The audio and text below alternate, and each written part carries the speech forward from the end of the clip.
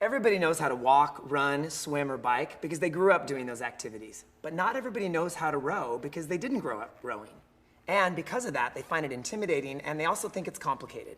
But rowing is actually quite easy to do. In this tutorial, we're going to show you everything you need to know to master the art of rowing in a couple of easy steps. And you'll be able to use this video anytime you want to practice your strokes.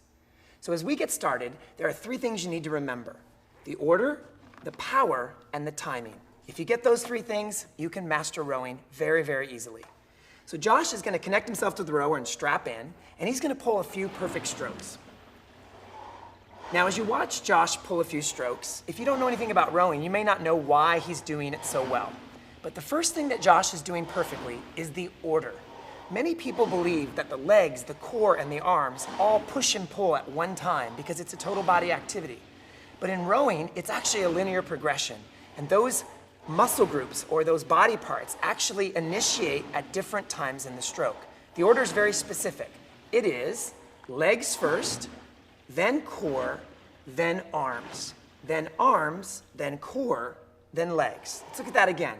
Legs first, then core, then arms, then core, then legs. Now, if you're doing that order, you're certainly not going to row like that. You're going to row more smoothly, but that's the order you want to do the stroke in. If you do it out of order, it becomes really difficult to get your timing and your power and your rhythm right. Let me give you an example of somebody that's doing the rowing order out of order. So Josh is going to give you an example of somebody who's leaning back a little early. Right here, what you see him doing is he's trying to initiate through his core before he's actually straightened his knees completely. And again, what's going to happen there is he won't get as much power because he's trying to use his back when his legs haven't finished the job. Another example of rowing out of order would be coming on the way in towards the catch. Here's an example of somebody who's bending their knees before they've completely straightened their arms. So you see what Josh has to do is he has to lift the handle up and over his knees with every single stroke he takes. Now that may not seem like a big deal, but in reality it's a really big deal because rowing 25 strokes a minute, your shoulders are going to have to do a lot of work lifting them up over your knees, and they won't really contribute to any kind of power in the stroke. So the first thing to remember is getting the order right.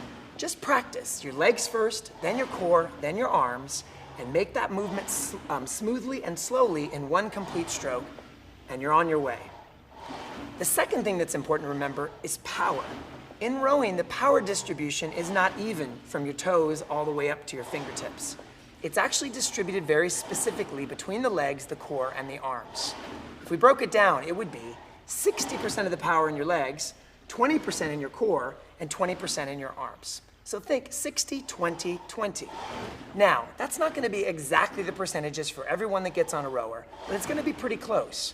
Let me give you an example of what it might look like if somebody has the order correct, but they don't have the power distribution correct. Josh will show you what someone looks like when they're trying to do all of the work with their arms. So you can see here, he's actually got the order right, but he's trying to make up and get the best numbers he can by pulling on the last 6 inches.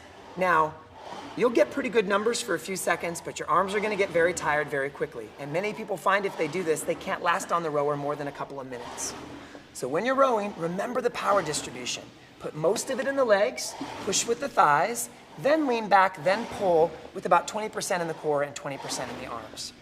It should feel like you're rowing with 60-20-20, and it should look like you're rowing with 60-20-20. Now there's the third step, and that is the timing.